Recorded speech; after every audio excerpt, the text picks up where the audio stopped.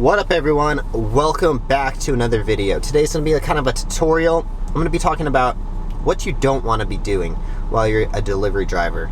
Like, it doesn't really matter. I think all of these can kind of go across the board for whatever delivery platform that you're using, whether it's DoorDash, Postmates, Grubhub, or Uber Eats. Pretty much any of these, this is like tips on what not to do. That's what the video is called. So, tip number one, let's just get into it. I'm not going to no more long intros or anything. Tip number one, I actually wrote these down so that way this video is more informational and I spent some more time doing some research and stuff. Alright, so anyways, number one thing that you do not want to do, and this is kind of, you don't have to listen to this, but don't dash hungry or deliver hungry.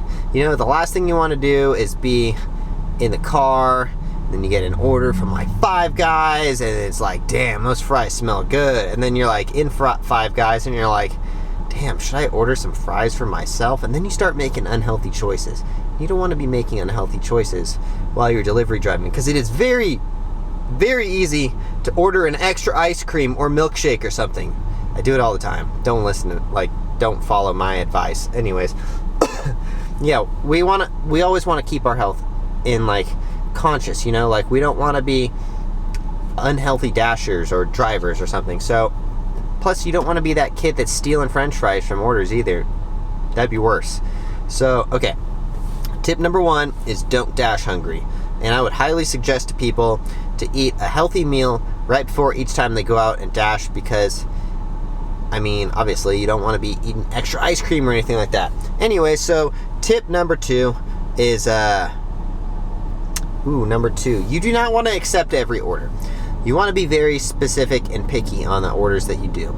So I've always said that the lower your acceptance rate, probably the better of a dasher you are. Because if you get an order and it's like $5 or something, and then it's for like 7 miles, you know what's funny is I did one of those yesterday, but it was completely on the way of where I was going. But what you don't want to be doing is doing orders that are just like way too many miles. Excuse me. It's not COVID, I swear.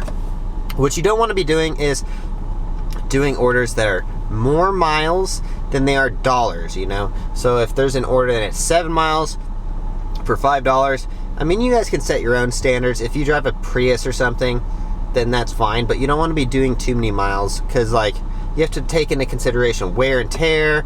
You got to pay for your own wear and tear, your tires, your oil changes, blah, blah, blah. The list goes on. And that really starts to add up, and then it's more like this bill that just comes out of nowhere, especially if you don't have anything saved up, and then you got to pay like $400 for an oil change. I'm just kidding, they better not cost you $400, but $400 for some like tires or something like that, that might take a toll on your checkbook. Does anyone have checkbooks nowadays?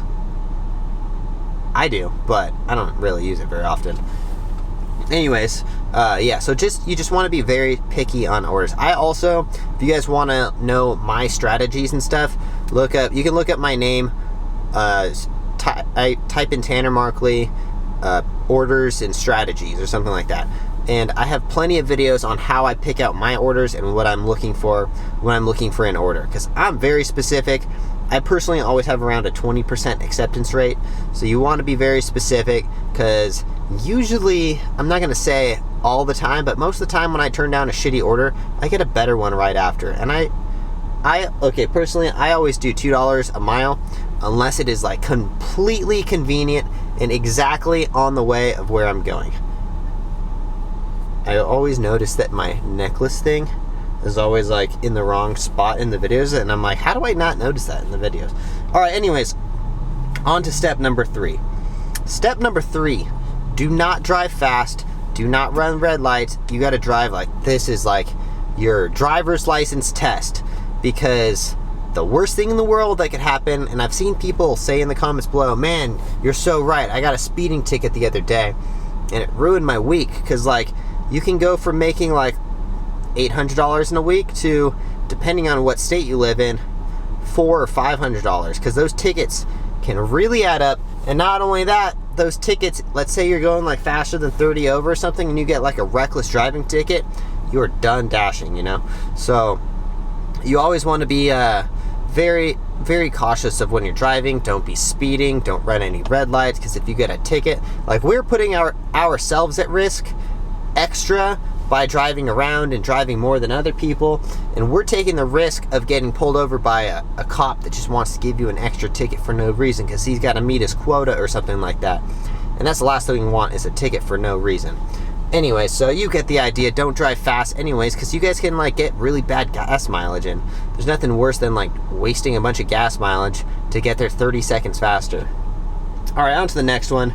Ooh, do not be lazy about delivering items. You don't want to, like, for example, like, not go up and find the right apartment number and put it at a wrong apartment or something, and then the customer puts you as an undelivered item, and then what you do is you get deactivated or something like that because you put the wrong, like, the item at the wrong thing or something like that. Or maybe you don't want to, like, go up and not knock on their door, or, like, not follow specific directions, because all it takes is the customer to send DoorDash, like, a photo like, hey, I never got the item or something. And then, like, I mean, I've been over this multiple times. People have reported 3 times in the last 6 weeks that I didn't deliver an item. And fortunately, I have video proof, and on my GPS it shows me exactly walk up to their door, because I use this app called Life 360 and it's very exact on my pinpointing. So fortunately, all 3 times I was able to prove that I delivered to this person's door and that they were caught in a lie. I cannot believe that people do that. And the last tip of things not to do is do not dash at the wrong time. So personally, I've had success delivering, I swear it's not COVID. Okay, I've had success delivering from 6:30 to 8:30, super in the morning, super early. Not gonna lie, I've only done that once, and I made $50 in, I think it was like $50 in an hour or so, or something like that. Maybe it's $70 2 hours, I don't remember, but I made a lot of money real quick. I wouldn't suggest that because I think I just kind of got lucky, but what I would totally suggest every time is 10:30 to 2 or so, dashing during the lunchtime or driving during the lunchtime, and then definitely from 4 till 9. 4 till 9 is a very, very important time because everyone is ordering for dinner, you know. There might be a lot of other dashers out, but if you're doing it correctly and you're sitting right in front of a restaurant like I am, you're more likely to get orders from these popular restaurants. I personally always park in like a Chipotle parking lot or something, because generally Chipotle has the most orders, and there's a ton of different restaurants generally around them, in the vicinity at least. Anyway, so just make sure you're specific, either dashing during lunchtime or dinner time. Those are the 2 times I would always suggest, and holidays are crucial, especially like Sundays and stuff. Sundays are almost always the best days to dash. So anyways, I got to pick up this order. It's about to be ready. We will see you guys in the next one. If you guys haven't yet, please consider smashing the like button on this, because I'm always putting out more and more tutorials on how to make more money and any kinds of tips that I can think of for you guys. So that way, hopefully you guys are taking something away from watching this YouTube channel rather than just being entertained. Being entertained is always nice too. If you guys haven't yet, please also subscribe and check out my footwear company at offaxisacrobatics.com. OFFAXISACROBATICS. I think I spelled that right. .com. Use the discount code OFFAXISTanner, and we'll see you guys in the next one. Thanks for watching. Peace.